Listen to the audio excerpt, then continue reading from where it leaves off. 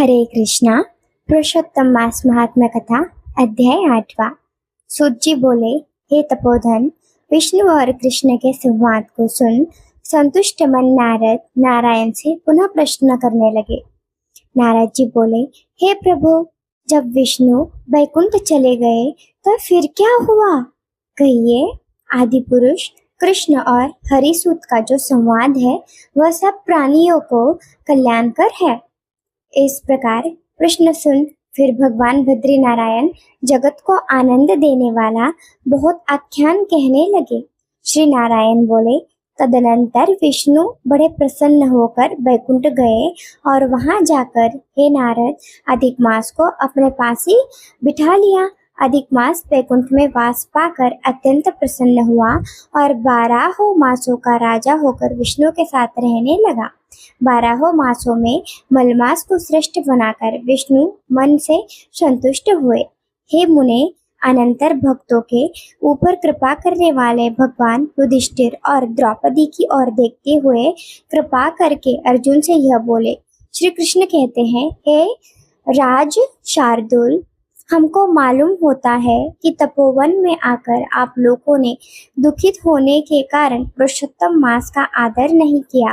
वृंदावन की शोभा के नाथ भगवान का प्रिय पात्र पुरुषोत्तम मास आप वनवासियों का प्रमाद से व्यतीत हो गया। भीष्म, द्रोणाचार्य, कर्ण के भय से मन आप सब लोगों ने भय और द्वेष से मुक्त होने के कारण प्राप्त पुरुषोत्तम मास का ध्यान नहीं किया।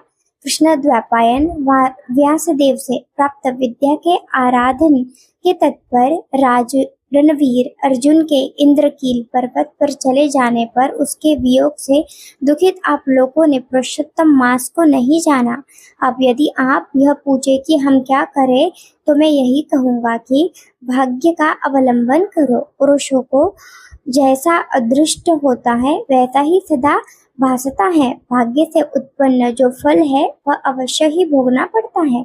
सुख, दुख, भय, कुशलता इत्यादि भाग्यानुसार ही मनुष्य को प्राप्त होती है। अतः अदृष्ट पर विश्वास रखने वाले आप लोगों को अदृष्ट पर निर्भय रहना चाहिए। अब इसके बाद आप लोगों के दुख का दूसरा कारण और बड़ा आश्चर्यजनक इतिहास के सहित कहते हैं। हे महाराज, हमारे मुख से कहा हुआ सुनो। श्री कृष्ण बोले, यह भाग्यशालिनी द्रौपदी पूर्व जन्म में एक बड़ी सुंदरी मेधावी ऋषि के घर में उत्पन्न हुई थी। समय व्यतीत होने पर जब 10 वर्ष की हुई तब क्रम से रूप और लावण्य से युक्त अति सुंदरी और आकर्षित नेत्र से शोभायमान हुई।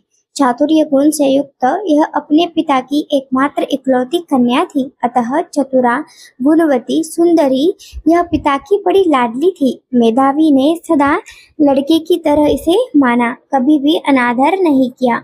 यह भी साहित्य शास्त्र में पंडिता और नीति शास्त्र में भी प्रवीणा थी। इसकी माता इसकी छोटी अवस्था में ही मर गई थी।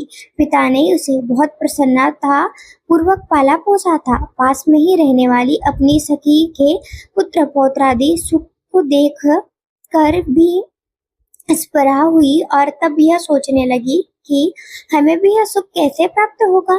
गुण और भाग्य का निधि सुख देने वाला पति और सतपुत्र कैसे होंगे। इसी प्रकार मनोरथ विचारती हुई सोचने लगी कि पहले मेरा विवाह उपस्थित था, परंतु भाग्य ने बिगाड़ दिया। अब क्या करने से अथवा क्या जानने से एवं किस देवता की उपासना करने से या किस मुनि की शरण जाने से अथवा किस तीर्थ का आश्रय करने से मेरी मनोकामना पूर्ण होगी। मेरा भाग्य कैसा सो गया है कि कोई भी पति मुझको वरण नहीं करता है। पंडित भी मेरा पिता मेरे ही दुर्भाग्य से मूर्ख हो गया।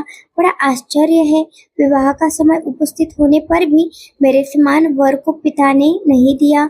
मैं अपनी सहेलियों के बीच में प्रमुख हूँ, परंतु कुमारी होने के कारण पति दुख से पीड़ित हूँ। जैसे मेरी सखियां पति सुख को भोगने वाली है, वैसे मैं नहीं हूँ। मेरी भाग्यवती माता क्यों पहले मर गई। इस प्रकार चिंता से व्याकुल कन्या मनोरथ रूप समुद्र के मोहरूप जल में निमग्न हो शोक मोहरूप लहरों से पीड़ित हो गई। इसके पिता मेधावी ऋषि भी कन्यादान के लिए कन्या के समान वर ढूंढने के हेतु देश विदेश भ्रमण करने के लिए निकले, परंतु कन्या के अनुरूप वर न मिलने से अपने मनोरथ में निराश हो गए। कन्या के और अपने भाग्य से कन्यादान रूप संकल्प के पूर्ण न होने से देवयोग के कारण बड़ा भारी दारुण ज्वर उन्हें आ गया। सब अंग ऐसे फूटने लगे जैसे समस्त अंग टूट टूट कर अलग हो जाएंगे और ज्वर की ज्वाला से व्याकुल हुए उच्छ्वास लेते महादारुण मूर्छा से मदिरा पान से उन्मत्त की तरह पैर लड़खड़ाते गिरते पड़ते किसी तरह घर में आए और आते ही पृथ्वी पर गिर पड़े। भय से विहल कन्या जब तक पिता को देखने आए तब तक कन्या को स्मरण करते हुए मेधावी मुनि मरणासन्न हो गए। भाग्य के फलस्वरूप बल से एकाएक कांपने लगे और कन्यादान प्रसंग से उठा हुआ जो महोत्सव था वह जाता रहा। तदंतर पहले किए हुए गृहस्थाश्रम धर्म के परिश्रम के प्रभाव से संसार वासना को त्याग कर भगवान में चित्त को लगाने लगे। उस मुमूर्षु मेधावी ऋषि ने शीघ्र ही नीलकमल के समान श्याम त्रिवली से सुंदर आकृति वाले श्री पुरुषोत्तम हरि का स्मरण किया। हे रास के स्वामी, हे राधा रमन, हे प्रचंड भुजदंड से दूर से ही देवी देवताओं के शत्रु दैत्य को मारने वाले, हे अति उग्र दावानल को पान कर जाने वाले, हे कुमारी गोपिकाओं के उतारे हुए वस्त्रों को हरण करने वाले, हे श्री कृष्ण, हे गोविंद, हे हरे मुरारी, हे राधेश, हे दामोदर, हे दीनानाथ, मुझे संसार में निमग्न की रक्षा कीजिए। इंद्रियों के ईश्वर आपको प्रणाम है। इस प्रकार मेधावी के वचनों को दूर से ही सुनकर श्री भगवान के दूत चटपट मुकुंद लोक से आए और उस मरे हुए मुनि को हाथ से पकड़कर ईश्वर के चरण कमलों में ले गए। इस प्रकार अपने पिता के प्राणों को निकलता देख वह कन्या हाहाकार करके रोने लगी और पिता के शरीर को अपनी गोदी में रखकर अति दुख से विलाप करने लगी। चिल्ल पक्षी की तरह बहुत देर तक विलाप करके अत्यंत दुख से विहल हुई और पिता को जीवित की तरह समझकर बोली। बाबा बोली, हाय हाय, हे पिता, हे कृपा सिंधु, हे अपनी कन्या को सुख देने वाले, मुझे आज किसके पास छोड़कर आप वैकुंठ सिधारे हैं। हे तात, पितरहीन मेरी कौन रक्षा करेगा। आज मेरे भाई बंधु माता आदि कोई भी नहीं है। हे तात, मेरे भोजन वस्त्र की चिंता कौन करेगा। कैसे मैं रहूंगी इस शून्य वेद ध्वनि रहित निर्जन वन की तरह आपके घर में। हे मुनि श्रेष्ठ, अब मैं मर जाऊंगी, ऐसे जीने में क्या रखा है। हे कन्या के प्रेम रखने वाले पिता, हे तात, विवाह विधि बिना किए ही आप कहाँ चले गए। हे तपोनिधे, अब यहाँ आइए और अमृत के समान मधुर भाषण कीजिए। क्यों आप चुप हो गए।